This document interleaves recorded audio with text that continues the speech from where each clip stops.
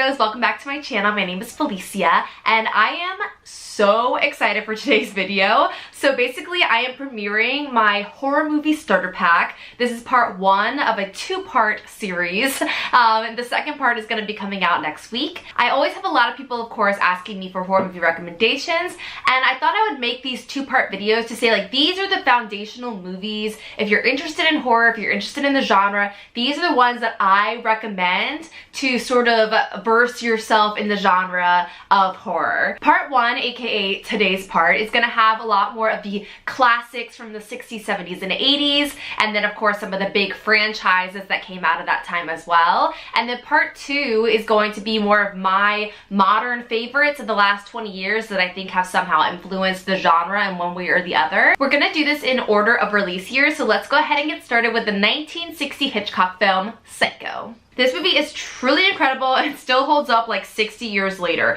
It's the story of a secretary who has stolen $40,000 and is on the run. She checks into a remote hotel run by Norman Bates, who is under the control of his mother. This movie includes the very iconic shower scene and, of course, this very memorable sound.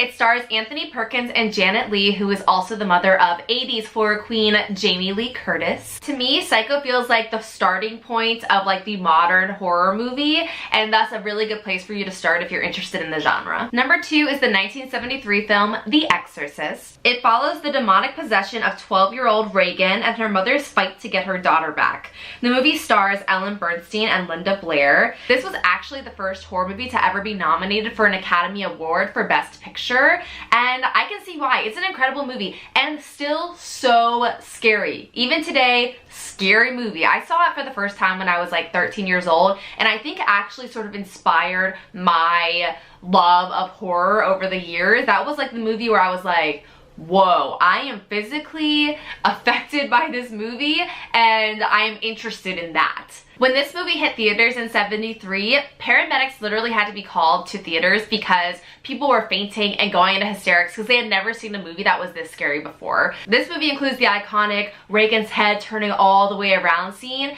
and my personal favorite part of the movie, which was actually not in the original release but was in the re-release, is Regan in a back bend running down the stairs like a scary spider.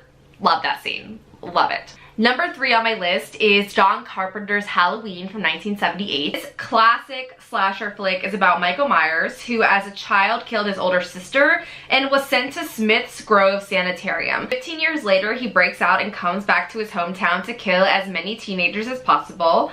This was actually Jamie Lee Curtis's first film, which I think is insane, and inspired her to be in other horror movies of the 80s. There are currently a total of 10 movies in this franchise, and the new one coming out on October 19th is sure to be a banger. And sidebar, I just got the new Michael Myers Funko Pop. So he's very cute, has his little knife, and is also covered in blood. Next on our list, we have the 1980 film Friday the 13th. This is another classic slasher franchise with Jason Voorhees, who drowned as a child at Camp Crystal Lake and has come back to kill a lot of camp counselors for revenge. You'll know him from his iconic hockey mask that he starts wearing in the third movie. So there are 11 movies in this franchise, which is like insane. But the first one will always be my favorite. One, because Kevin Bacon's death is amazing, and two, because the final moments of that movie were some of like, that was the first time I watched the movie and was like so fully shocked in the last 5 minutes. I was like, what? And I was amazed by it, and I was like, wow, this is a sick horror movie. Like, it's so good. And now the last movie in our part one of our horror movie starter pack, we have Wes Craven's Nightmare on Elm Street from 1984. This is, of course, Freddy Krueger with his infamous glove who kills teenagers through their dreams and in reality. It stars Heather Langenkamp as Nancy and Robert Englund as Freddy. It also features a young Johnny Depp in one of my favorite horror movie scenes of all time.